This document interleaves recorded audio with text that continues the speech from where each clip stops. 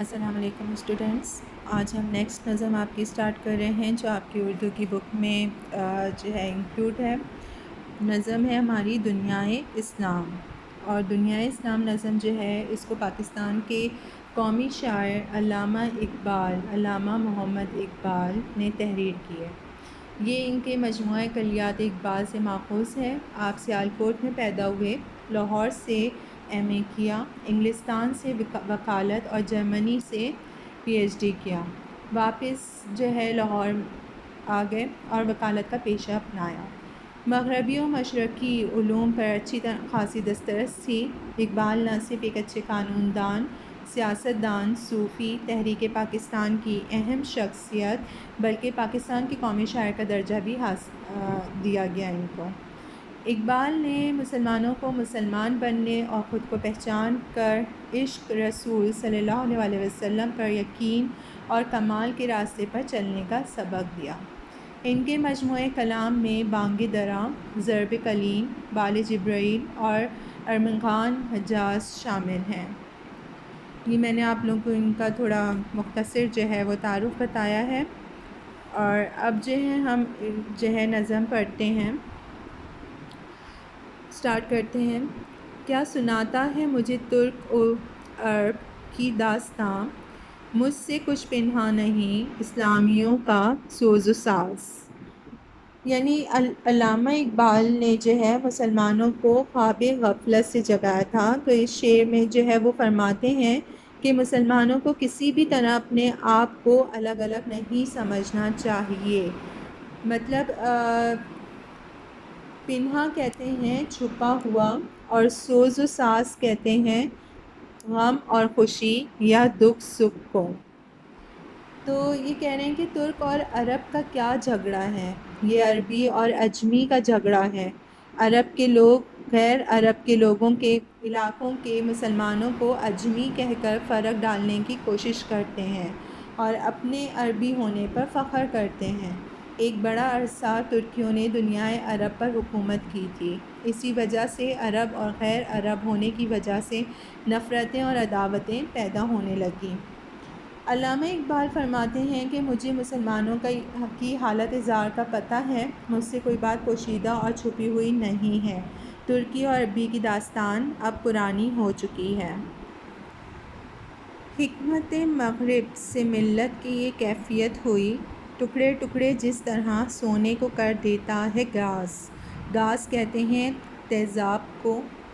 تو اس شعر میں جو ہے علامہ اقبال مسلمانوں کی ماضی کی تاریخ بیان کر رہے ہیں کہ مسلمان قوم کے ملی اتحاد کو مغربی طاقتیں کون سی تھیں؟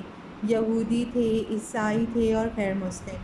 ان لوگوں نے جو ہے پارا پارا کر دیا تھا مسلمان قوم کے ملی اتحاد کو۔ انہوں نے مسلمانوں کی اتحاد کی قوت کو سمجھ لیا تھا کہ جب تک اتحاد ہے ہم مسلمانوں کو کبھی تباہ و برباد نہیں کر سکیں گے، اس لیے ان کے ملی اتحاد کو ختم کیا جائے۔ انہوں نے اپنی دانائی اور عقل مندی سے کام لے کر عربی اور غیر عربی کا جھگڑا پیدا کیا۔ نادان مسلمان اس چیز کو نہ سمجھ سکے، ان کے دھوکے میں آ گئے۔ اس طرح مسلمانوں کی عظیم قوت طاقت ٹکڑے ٹکڑے ہو گئی۔ یہ بالکل ایسا ہی ہوا کہ جس طرح کسی کینچی سے کپڑے کو کاٹ کر ٹکڑوں ٹکڑوں میں تقسیم کر دیا جائے یا سخت ہونے کو تیزاب ڈال کر پارا پارا کر دیا جائے، یہی حال مسلمانوں کا اہل مغرب نے کر دیا۔ ہو گیا مانند آب ارزاں مسلمانوں کا لہو، مضطرب ہے تو کہ تیرا دل نہیں دانائے راز۔ آب کہتے ہیں پانی کو اور ارزاں کہتے ہیں سستا۔ لہو یعنی خون، دانائے راز یعنی راز کو جاننے والا۔ تو اس شعر میں علامہ اقبال جو ہے وہ مسلمانوں کی حالت زار پر افسوس کرتے ہوئے فرماتے ہیں کہ اہل مغرب نے مسلمانوں میں تفرقہ پیدا کر دیا۔ اس فرق کی وجہ سے مسلمانوں کا اتنا خون بہا جیسے پانی کی طرح مسلمانوں کا خون بہایا گیا۔ ہر مسلمان بے چین رہتا ہے مسلمان قوم کے اتحاد کے لیے، لیکن یہ ایسی مشکل باتوں سے واقف نہیں ہوتے تو فرقہ کیسے ہوا، اس راز کو کھولنے کی کوشش نہیں کی جاتی۔ آج بھی مسلمان ممالک کی اچھی خاصی تعداد ہے، لیکن ان میں اتفاق و اتحاد نام کو نہیں۔ اکثر مسلم ممالک خود آپس میں جنگ و جدل میں مصروف نظر آتے ہیں۔ دشمن اپنے حربوں سے مسلمانوں کو توڑنے میں کامیاب ہو گیا۔ اس راز کو خفیہ بات کو سمجھنے کی ضرورت ہے۔ مطلب جب مسلمانوں میں آپس میں ہی جو ہے وہ اتحاد نہیں ہے تو دوسرا تو ان کو بآسانی جو ہے وہ توڑ سکتا ہے۔ ربط و ضبط ملت بیضا ہے مشرق کی نجات، ایشیا والے ہیں اس نکتے سے اب تک بے خبر۔ ربط و ضبط کہتے ہیں تعلق، رشتہ یا میل جول کو، اور ملت بیضا کہتے ہیں مسلمان قوم کو کہہ رہے ہیں یہاں پر، اور اس نکتے سے اب تک بے خبر۔ باقی تو سارے ورڈنگس جو ہے وہ آرام سے سمجھ آ رہی ہے۔ تو اس شعر میں جو ہے شاعر کہہ رہے ہیں کہ جنوبی ایشیا کے مسلمان ابھی تک اس بات سے بے خبر ہیں کہ کس طرح مسلم امت کی تباہی و بربادی کو روکا جا سکتا ہے، کس طرح ان لوگوں میں جو ہے فساد کو ختم کیا جا سکتا ہے، کس طرح بھائی بھائی بنا جا سکتا ہے۔ وہ طریقہ ہے مسلمان اپنے تعلق کو جوڑیں، مسلمان دنیا کے کسی بھی علاقے میں ہوں اپنے آپ کو مسلم امت کا حصہ سمجھیں، اتحاد کو مضبوط سے مضبوط بنائیں، تفرقوں کو ختم کریں، یہی اصل جڑ ہے، اصل جز ہے۔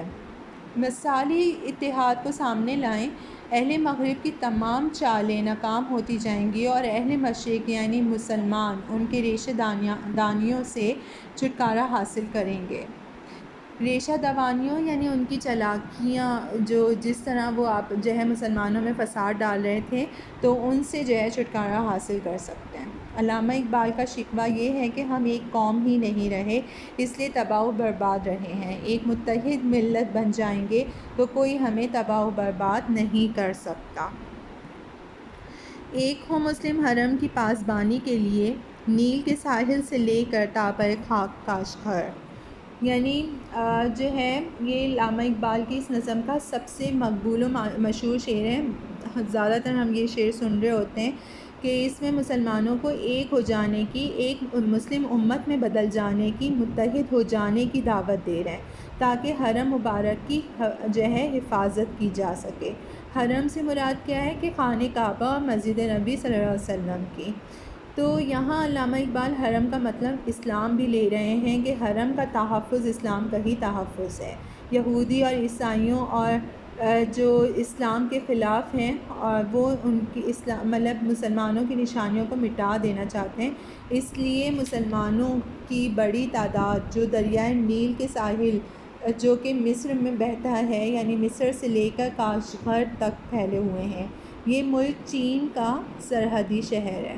اگر نقشے میں ان دونوں علاقوں کو دیکھا جائے تو ان کا درمیانی فاصلہ بہت زیادہ ہے اور کئی مسلم ملک اس علاقے میں آ جاتے ہیں، یعنی مشرق وسطیٰ اور ایشیا کے یہ ممالک متحد ہو جائیں، ایک مسلم امت بن جائیں تو کوئی بھی حرمین شریفین کو نقصان نہیں پہنچا سکتا اور نہ اسلام کو ختم کر سکتا ہے۔ جو کرے گا امتیاز رنگ و خون مٹ جائے گا، ترک خرگاہی ہو یا عرابی والا گوہر۔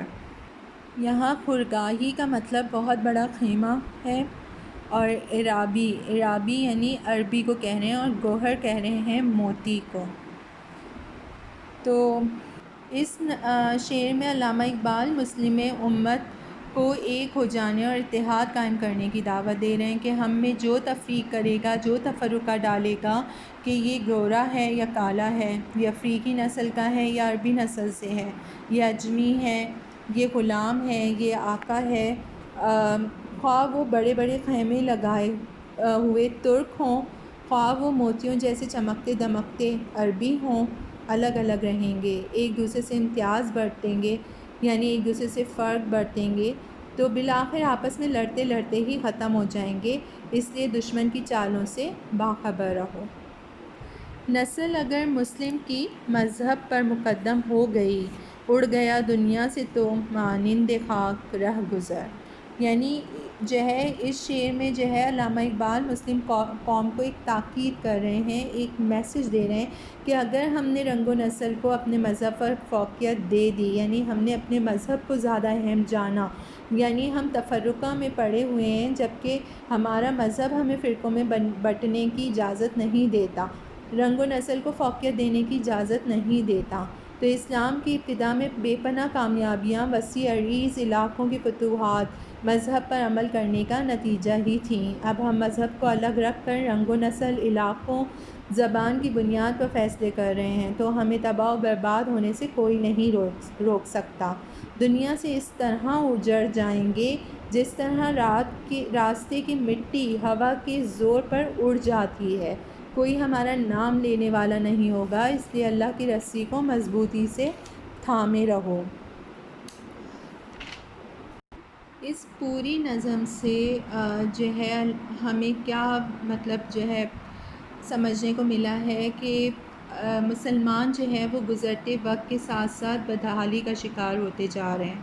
مغرب کی چالوں کے سبب جو ہے سلطنت عثمانیہ کا زوال ہو رہا ہے اور جو ہے اسلامی اخوت مجروح ہو چکی ہے، مسلمانوں کا لہو خون سے ارزاں ہو گیا ہے۔ اب اگر مسلمان چاہتے ہیں کہ اپنا مقام دوبارہ حاصل کر لیں تو انہیں چاہیے کہ وہ آپس میں اتحاد و اخوت کو فروغ دیں، اپنے دین سے سبب نیل سے کاش گھر کے مسلمان اسی بھائی چارے اور اخوت کو فروغ دیتے ہوئے اتحاد قائم کر لیں۔